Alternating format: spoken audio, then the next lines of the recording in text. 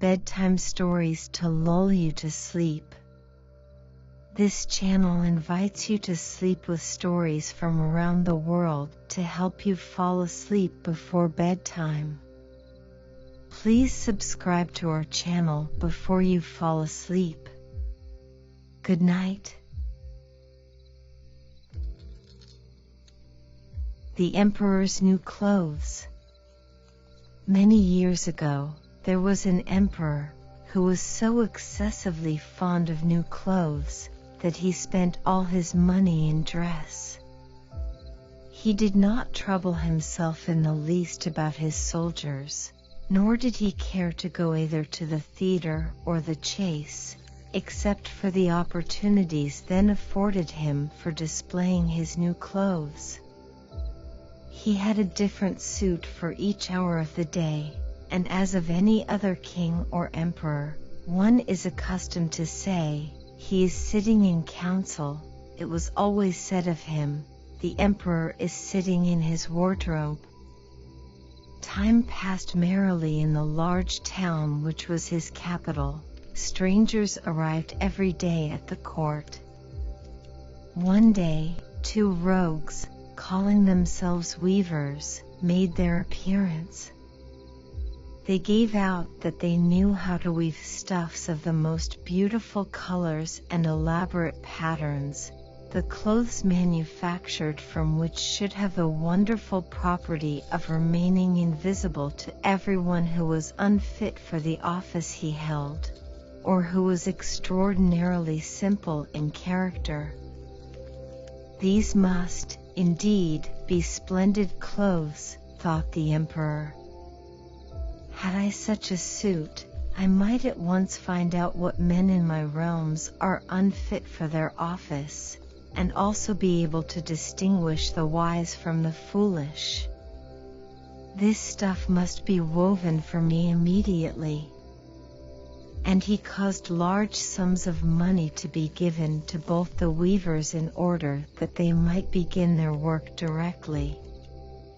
So the two pretended weavers set up two looms, and affected to work very busily, though in reality they did nothing at all. They asked for the most delicate silk and the purest gold thread, put both into their own knapsacks, and then continued their pretended work at the empty looms until late at night. "I should like to know how the weavers are getting on with my cloth," said the emperor to himself. After some little time had elapsed, he was, however, rather embarrassed, when he remembered that a simpleton, or one unfit for his office, would be unable to see the manufacture. To be sure, he thought he had nothing to risk in his own person, but yet he would prefer sending somebody else to bring him intelligence about the weavers and their work before he troubled himself in the affair.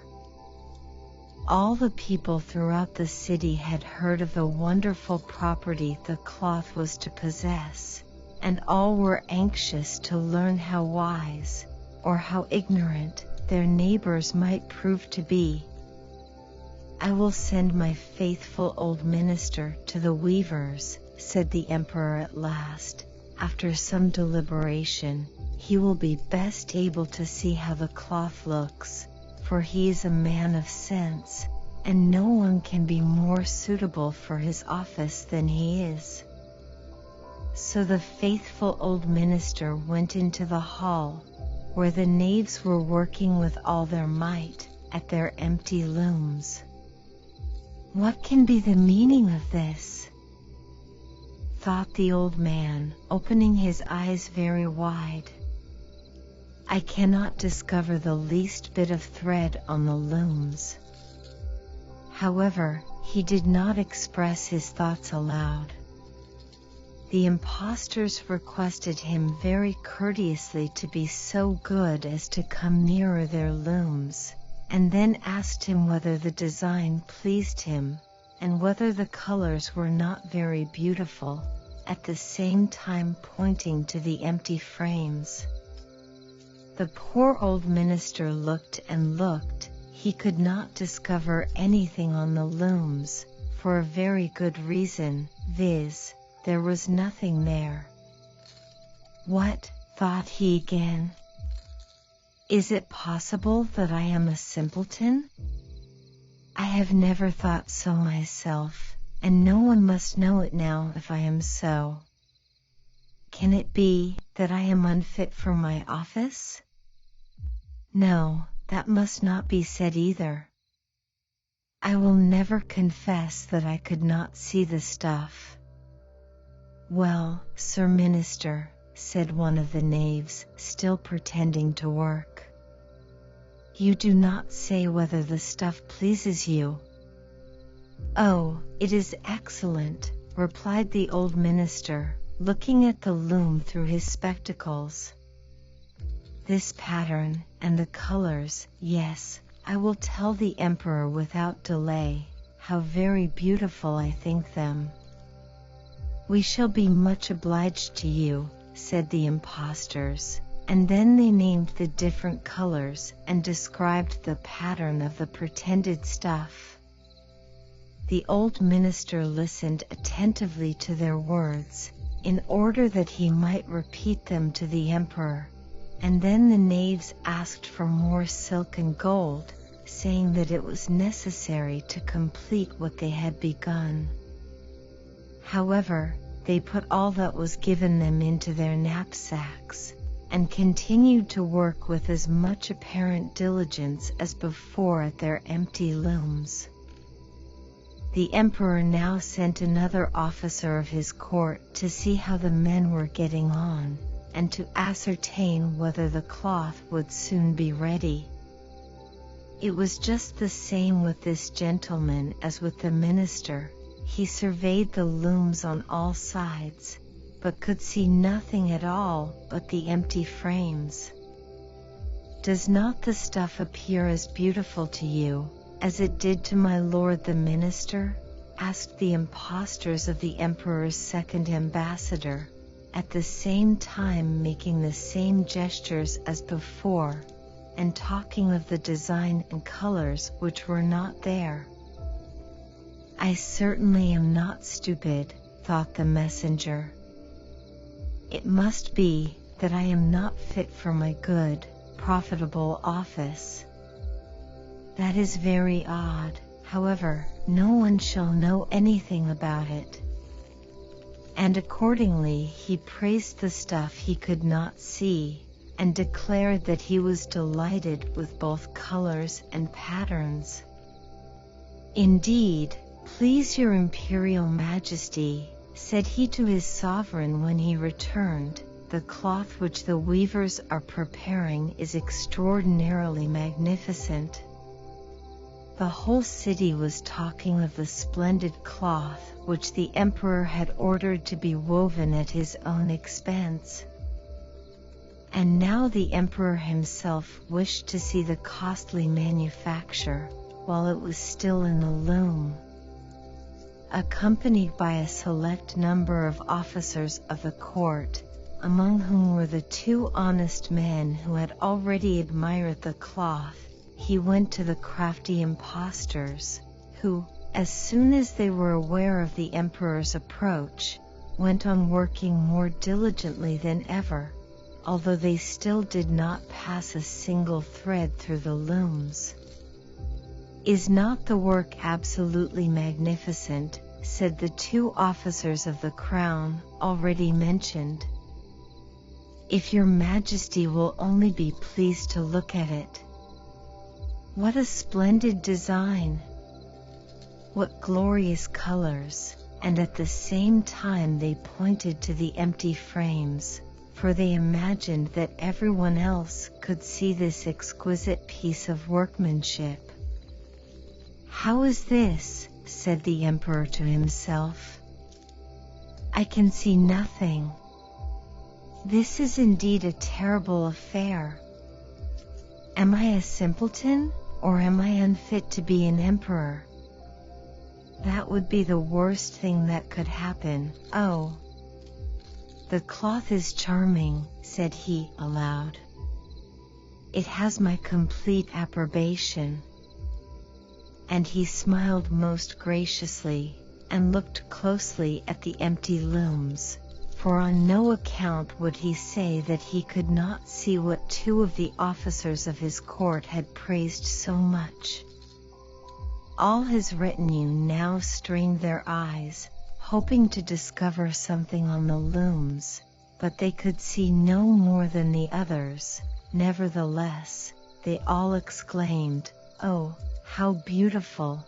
and advised His Majesty to have some new clothes made from this splendid material for the approaching procession. Magnificent, charming, excellent resounded on all sides, and everyone was uncommonly gay. The Emperor shared in the general satisfaction, and presented the impostors with the riband of an order of knighthood, to be worn in their buttonholes, and the title of gentlemen weavers. The rogues sat up the whole of the night before the day on which the procession was to take place, and had 16 lights burning, so that everyone might see how anxious they were to finish the Emperor's new suit. They pretended to roll the cloth off the looms, cut the air with their scissors, and sewed with needles without any thread in them. "See," cried they, at last, "the Emperor's new clothes are ready." And now the Emperor, with all the grandees of his court, came to the weavers, and the rogues raised their arms, as if in the act of holding something up, saying, "Here are your Majesty's trousers. Here is the scarf. Here is the mantle. The whole suit is as light as a cobweb. One might fancy one has nothing at all on, when dressed in it. That, however, is the great virtue of this delicate cloth." "Yes, indeed," said all the courtiers, although not one of them could see anything of this exquisite manufacture. "If your Imperial Majesty will be graciously pleased to take off your clothes, we will fit on the new suit, in front of the looking-glass." The Emperor was accordingly undressed, and the rogues pretended to array him in his new suit, the Emperor turning round, from side to side, before the looking-glass. "How splendid His Majesty looks in his new clothes, and how well they fit!" everyone cried out. "What a design! What colors! These are indeed royal robes." "The canopy which is to be borne over your Majesty in the procession is waiting," announced the chief master of the ceremonies. "I am quite ready," answered the Emperor. "Do my new clothes fit well?" asked he, turning himself round again before the looking-glass, in order that he might appear to be examining his handsome suit. The lords of the bedchamber, who were to carry His Majesty's train, felt about on the ground, as if they were lifting up the ends of the mantle, and pretended to be carrying something, for they would by no means betray anything like simplicity or unfitness for their office. So now the Emperor walked under his high canopy in the midst of the procession, through the streets of his capital, and all the people standing by, and those at the windows, cried out, "Oh, how beautiful are our Emperor's new clothes! What a magnificent train there is to the mantle! And how gracefully the scarf hangs!" In short, no one would allow that he could not see these much admired clothes, because, in doing so, he would have declared himself either a simpleton or unfit for his office. Certainly, none of the Emperor's various suits had ever made so great an impression as these invisible ones. "But the emperor has nothing at all on," said a little child. "Listen to the voice of innocence," exclaimed his father, and what the child had said was whispered from one to another. "But he has nothing at all on," at last cried out all the people.